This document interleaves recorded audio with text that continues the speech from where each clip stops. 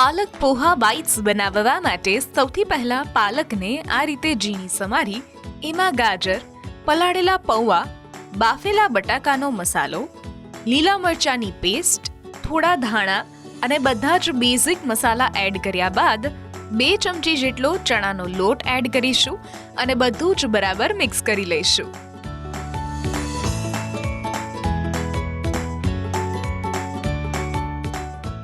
ત્યારબાદ આ રીતે એક ટિક્કી વાળી લઈશું અને ગરમ લોઢી પર તેલ એડ કરીને બરાબર આ રીતે શેલો ફ્રાય કરી લઈશું.